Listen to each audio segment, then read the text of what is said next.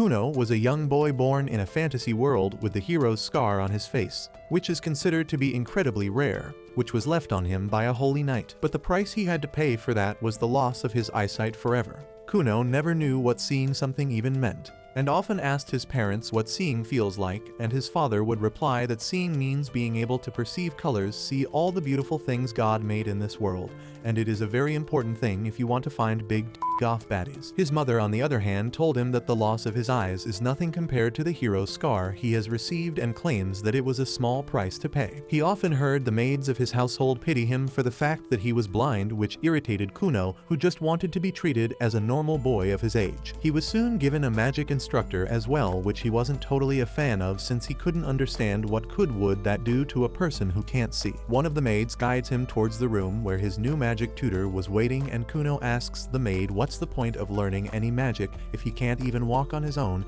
and needs someone to handhold him at all times. The maid understands his frustration and tells him that he was born with the water crest on his forehead, which means that he has a great deal of magical affinity, especially to water magic.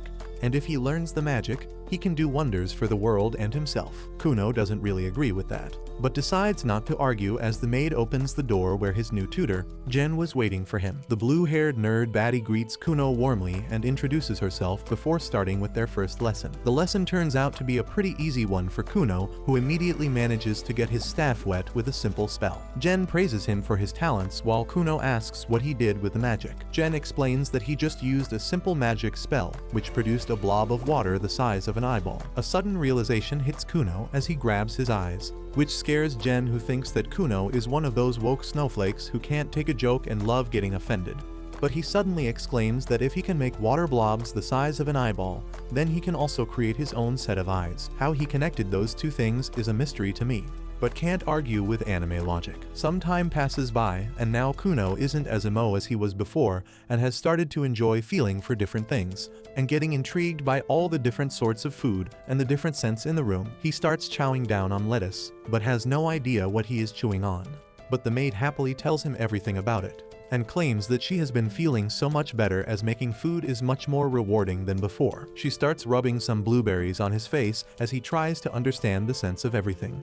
But soon his teacher comes by to tutor him, so he is forced to leave. His tutor Flora is a total mommy and asks what he wants to study today. Kuno replies that he wants to read about history today and wants to read about the story of the Holy Knight Hugh. Flora is a little surprised as the only reason he is blind is because of that Holy Knight, but the maid gives her the go-ahead. Flora turns to Kuno and tells him to let her know if he feels overwhelmed or uncomfortable at any points. Kuno tells her not to worry as he wants to learn anything and everything he can learn. Soon he gets to learn about the history of his own world, and how there was a fight between the demons and the humans, and it was going very badly for the humans. Thankfully, a hero emerged from the side of humanity named Hugh the Holy Knight, who finally managed to bring an end to the tyranny of the Demon King and brought peace on Earth once again. Hugh was cursed by the Demon King though, and ever since that day every generation in his bloodline randomly gets born with something missing. Some are born without a leg, some without their teeth, and some are born without their eyes. Ever since that day, humans have been calling the disabled people of his bloodline as the reincarnations of the hero himself,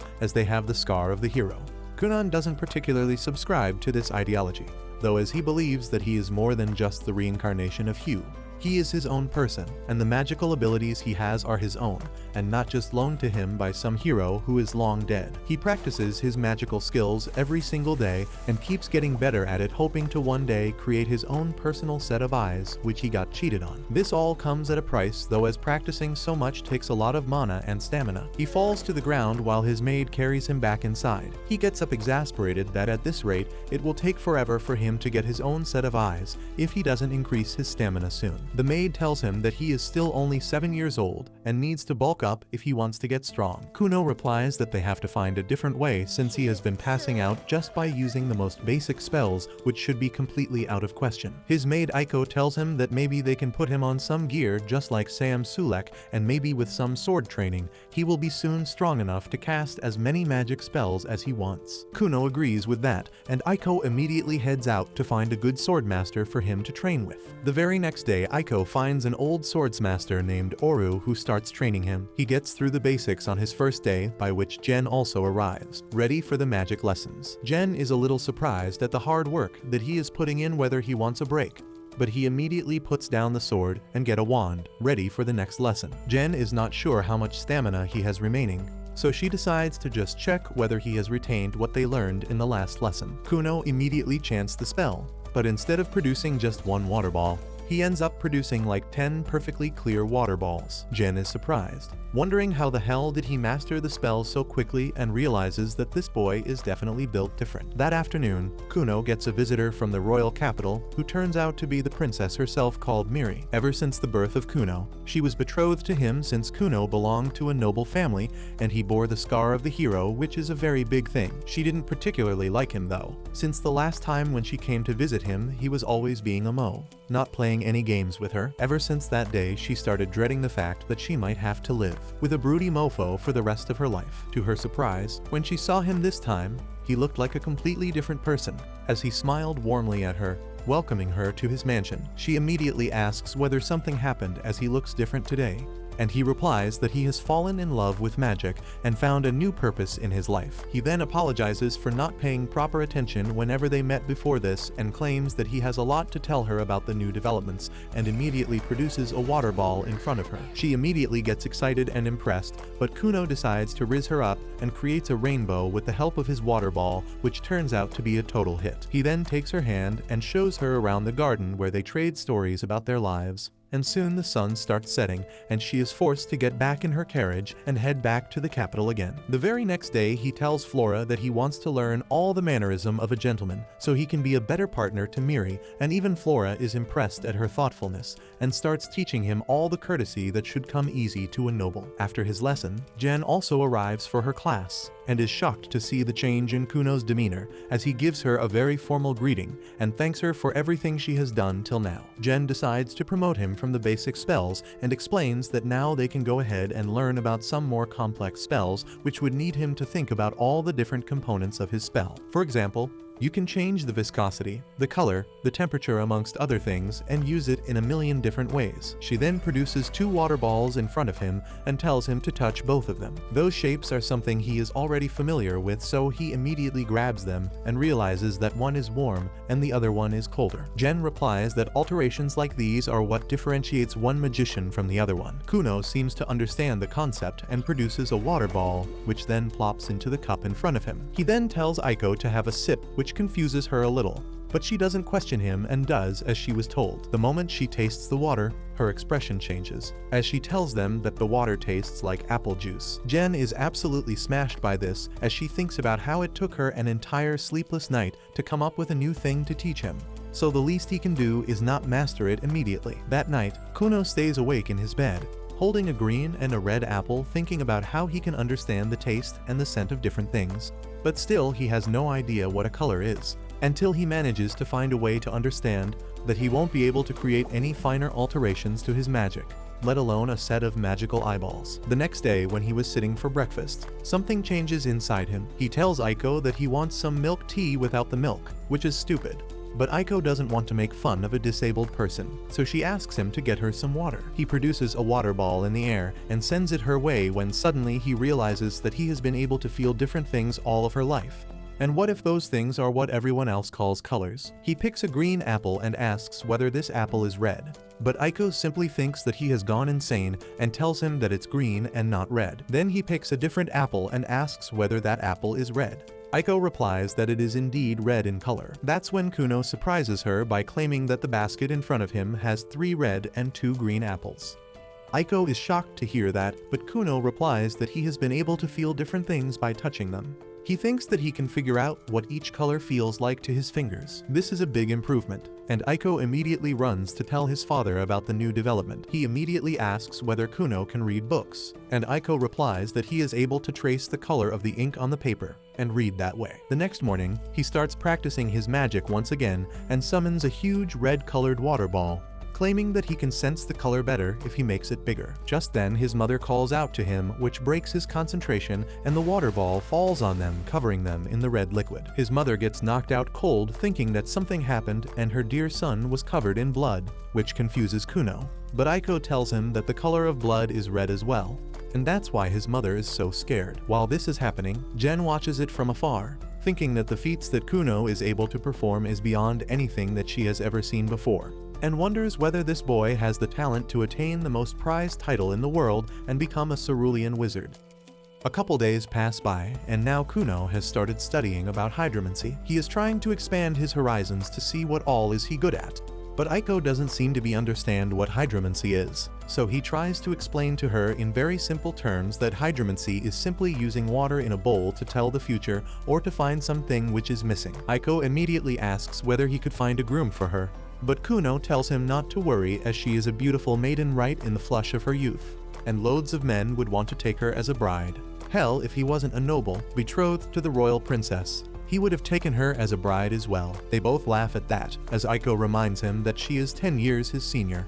But Kuno replies that age is just a number as far as he is concerned. Just then, Flora arrives for the lessons and takes his test, in which he passes with flying colors, with all the answers being very in-depth, politically correct, and nothing which could get him cancelled on Instagram. He thinks about the fact that she has basically taught him everything she could at this level and gets worried about the fact that she might have taught him how to rizz up the huzz too well, as he tries to flirt with every girl he lays his eyes upon. Just then, Kuno offers her some tea and starts trying to rizz her up as well, and she worries whether he might get dragged in the Me Too movement.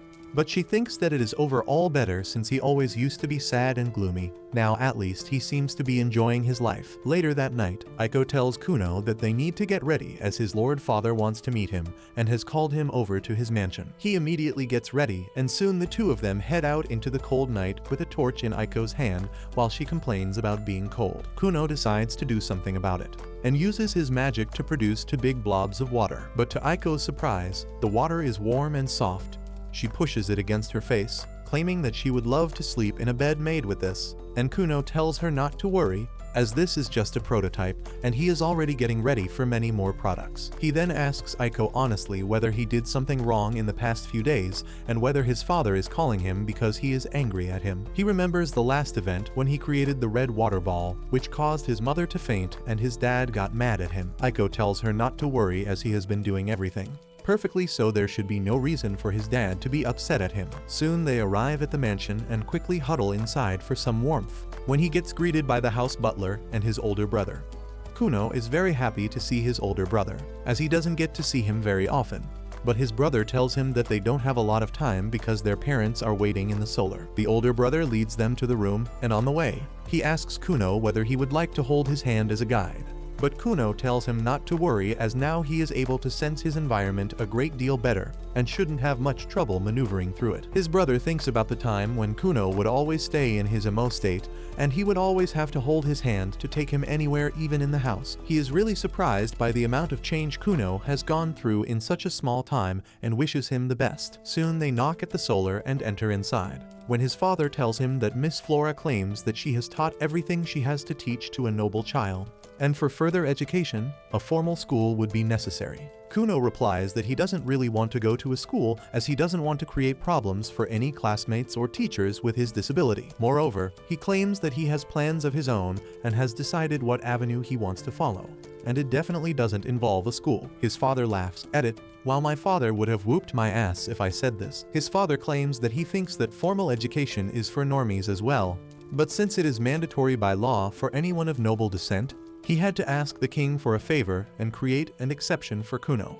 Kuno replies that he can smell the nepotism already, and his father tells him to shut the hell up and take what's given to him without trying to be too woke. With that, Kuno comes to the actual questions and starts asking about his pocket money, claiming that he deserves a raise considering that he has been working so hard. But just like a capitalist pig, his father declines, claiming that the next time he pulls any stunts like the garden blood incident, he is going to cut his pocket money for 6 straight months. His mother butts in to change the topic and brings the train back on the track. His father remembers why exactly he called Kuno here and tells him that while he agrees with his decision to drop out from the school, he also needs to think about his future with the Princess Miri. Since schooling is such an important part in the noble's upbringing, she might face ridicule about the fact that her husband-to-be is not even schooled properly. Surprisingly enough, Kuno understands all this and agrees to go to the school, claiming that it will be a hassle, but he can't let the princess be ridiculed because of him. His father tells him not to worry though, since with the power of nepotism and corruption, he has made it so that he only has to go to the school 5 times to give the final advanced level exams and pass it to graduate. That sounds like a win-win situation to Kuno, so he immediately agrees. His older brother tells him not to worry, and he won't be alone since both him and Princess Miri are going to attend the same exam as well, so all of them can graduate together. His mom gets really excited at the fact that her son will be attending the school soon and immediately calls an Aiko, as they will have to take a bunch of measurements for his coat and other pieces of clothing. Before he can go, his father calls Ikshyo back in and tells him that while Kuno is at the school, some other nobles who hate them might try to approach him and Princess Miri, and it will be his job to make sure that nothing goes wrong. Ikshyo tells him not to worry, as he will always be with them and make sure his younger brother is safe. The next time Princess Miri visits him, she is excited to know that he will be attending the school with her, and tells him not to worry as she will escort him around and show him everything. Kuno wonders out loud that other nobles who are in love with her might not like that and get jealous, but Miri tells him not to worry as that will not happen. Kuno asks whether she is not popular in her school then and is just another loner, but she tells him that she is obviously very popular on the account of her being a princess, and she knows of at least 5 boys eager to court her. Kuno thinks about the fact that these things can become problematic, so he decides to get a different magic staff for self-defense. Finally, the day of departure comes and Kuno gets ready alongside Ikshyo. But everyone is focused on Kuno as he looks dashing with his new cape and a new cane. He flashes a few poses before getting in the carriage and then uses his water magic to cover the wheels of the wagon with a thin layer of water to make it more stable and less bumpy. Ikshyo is pretty impressed by Kuno's ideas, while Kuno is just happy that his magical skills have some actual real-life uses, unlike a degree in gender studies or anthropology. His brother reminisces about the time when Kuno was still a gloomy emo kid and fell over because Ikshyo wasn't paying attention and then started crying like a little bitch. Kuno tells him not to worry, as he is not that person anymore and is strong enough that he can outlive all of humanity. Ikshyo starts getting a little worried, as his little snot of a brother is starting to talk more like a demon king than a hero's reincarnation. But he puts his thoughts aside when they finally arrive at the academy. Kuno finds Miri waiting for him outside and immediately starts flirting with her, while his older brother stands around awkwardly. Kuno soon gets a little overwhelmed by all the new stimulus as he can hear thousands of voices and feel the presence of hundreds of students inside the school. He thinks about how his earlier self would have recoiled from this, but his magic has given him the confidence he needed, and he grabs Miri's hands and enters the academy. He immediately becomes the fan favorite of the girls, as they claim that the new boy looks more like the prince in the stories than a student. While even the professor who was supposed to show him around the school who was stressed as she heard that Kuno was an extremely shy boy.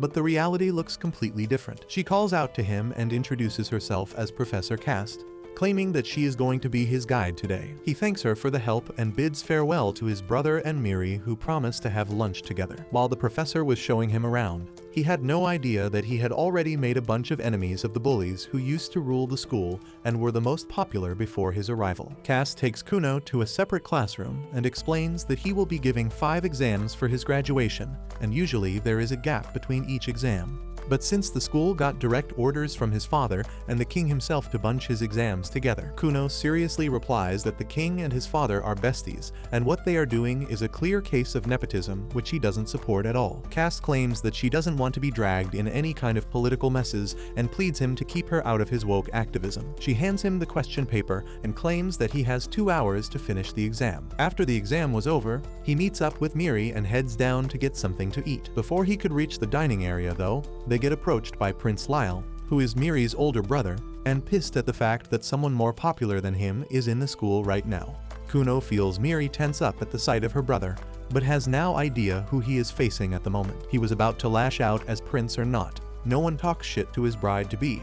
But before he could do anything, Ikshyo intervenes and tries to dissolve the situation. Unfortunately, Lyle and his cronies don't seem to be in a mood to talk nicely, and keep trying to escalate the situation. Just then, Kuno decides to take matters in his own hands as he secretly uses his magic to collect all the magical droplets nearby and pulls it down at Lyle's trousers before claiming that the prince seems to have pissed his pants. The prince is furious, but too embarrassed to say anything as he walks away to get changed. while Ixio tells his brother to keep it down as no one can ever know that he is the one who did that to the royal prince of the kingdom. Ixio keeps racking his brains about what might happen now that they have created an enmity with the sixth prince of the kingdom.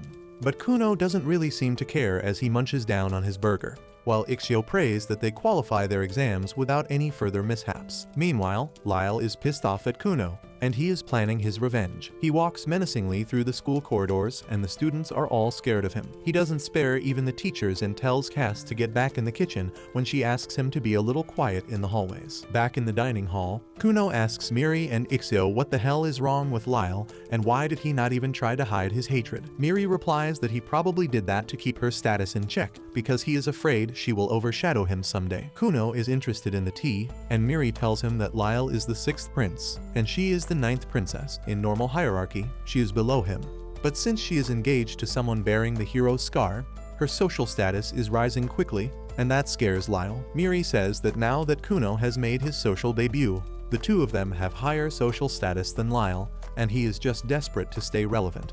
Kuno finds all that politics stuff boring, and Miri tells him that even if he were not a magician or the bearer of the holy scar, she would still be happy to be engaged to him. Kuno uses his flirting skills and says that he is glad to be engaged to her too, and the next time he sees her dad, he will kneel before him in gratitude, even though he is never going to kneel before another man. With that, he says that he should apologize to Prince Lyle for his actions first. But both Ixio and Miri tell him not to even dare, because that is a worse idea than dating a girl who is still friends with her ex. Soon after that, it is time for Kuno's final exam, and he trains his magic with Jen before taking the test. As usual, he summons a blob of water and Jen tells him to change its sensation today.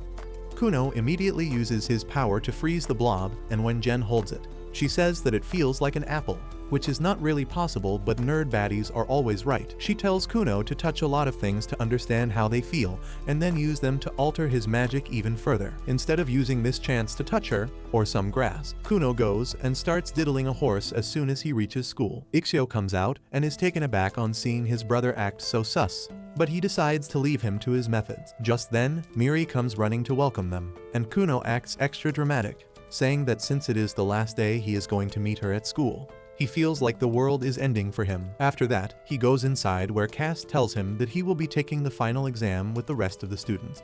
Kuno is shocked on hearing that, and he is quite excited because this is the first time he is going to get the real feel of his school life. He then turns to Cass and says that he will miss being alone with her in their special room, and she isn't really bothered by how inappropriate that sounds. She tells Kuno that she will be only watching over him and wishes him the best of luck for the test. Ixio remarks that Kuno seems to have become very close to Cass, and he affirms, saying that they talked a lot during the exams. He talks about how Cass took the exam to be a teacher following a guy she loved.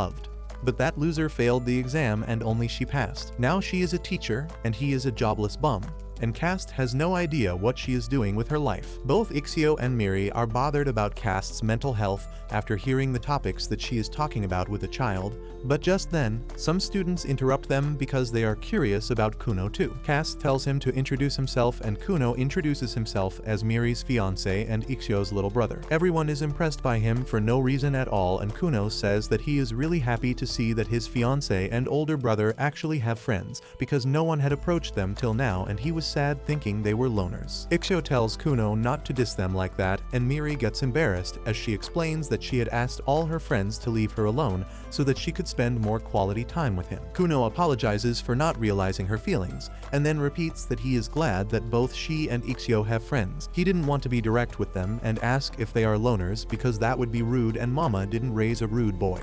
He was almost ready to tell them that it is okay not to have friends by playing the sympathy card and telling them that he has got it even worse. Everyone else is convinced by his act, but Miri knows that Kuno has no issue being friendless, and he affirms. Soon, it is time for the exam to begin, and Cass tells Kuno to stop diddling the pigeon and get to his seat. Miri starts leading him to his seat when suddenly, Lyle comes there and pushes both of them away. He is pissed at Miri because the news about the recent pant wedding incident has reached the palace, and even the servants were talking behind his back. Lyle thinks that everyone here is the same, and they must be bitching behind his back because they don't have the guts to say things to his face. He clenches his fists in rage, but then Kuno grabs his hand suddenly, introducing himself to the prince. He says that he didn't get the chance to greet him properly the other day.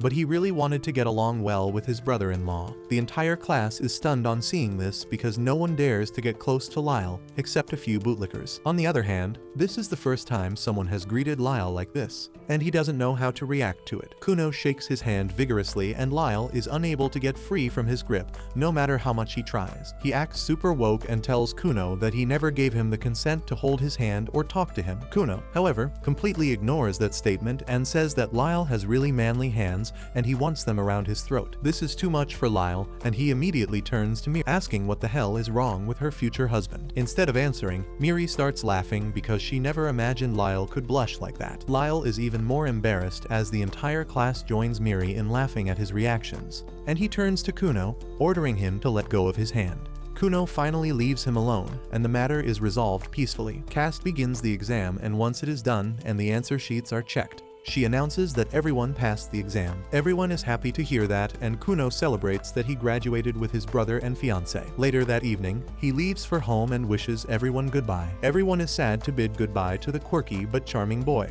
and even Lyle seems to have changed after meeting Kuno. The next day, his magic lessons with Jen resume, and she tells him to create a small typhoon. Kuno creates that, and then at Jen's order, he splits it into 10 water balls, colors them, and then changes their texture. Jen is satisfied with this, but Kuno has more to show. He says that he has learned something new recently, and then changes one water blob into a white pigeon that flies like the real thing. Jen falls to her knees, realizing that Kuno is officially a much better sorcerer than her, and she is going to lose the job of teaching him. She decides to reveal this truth to Kuno during tea time, and asks him to prepare himself mentally because she has shocking news for him. Kuno sends Aiko away before asking Jen if she is a goddess who came from another world to teach him, but now she must return to her divine dimension. Jen is amused by that idea, but she doesn't entertain it too much. She tells Kuno that she doesn't have anything left to teach him, and he is already better than her now. Kuno gets up and says that he doesn't want to let her go, because the little tricks she invented to keep him busy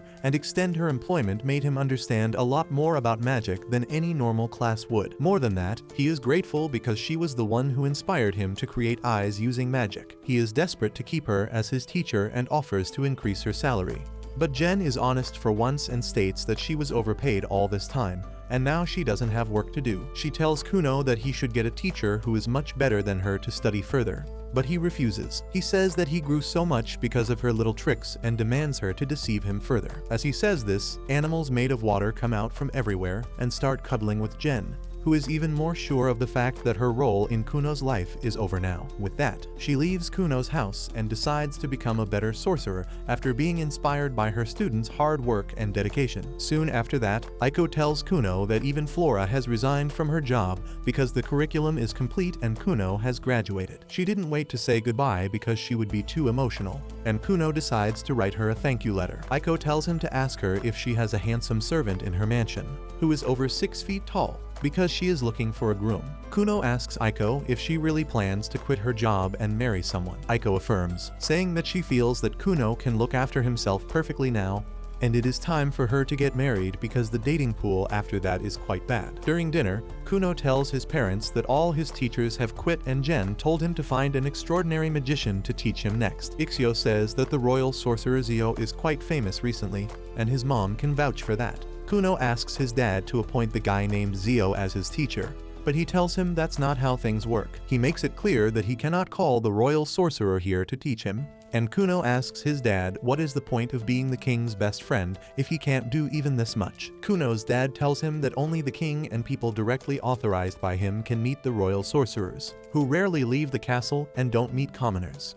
Kuno understands his dilemma now, but he has a solution ready for that. He tells his dad that he will come with him to the royal palace the next time he goes to talk to the king, and then he will get lost there. The royal sorcerers will find him, and through some plot armor, he will be taken in as their student. Kuno's dad tells him to stop watching so much anime and K-drama because things don't work like that in real life. He says that his plan has no guarantee that it will work, but Kuno is confident that it will get him what he wants. He asks his mother to help him, and since she favors him a lot, she pleads with his dad to do something. The guy is a simp for his wife, so he agrees to talk to the king about the matter, even though he doesn't have much hope in the plan succeeding. A couple days later, a master sorcerer receives a file from another high-level sorcerer. He is taken aback at an apprentice sorcerer learning to become student of the royal sorcerer Zio, But the girl tells him that the boy seems talented and Princess Miri is head over heels in love with him. The master doesn't care about that and starts reading Kuno's file in detail. And that is enough to get him interested in the boy. But that's where this video ends. Remember to like and subscribe to the channel. Thanks for watching, and I'll see you next time.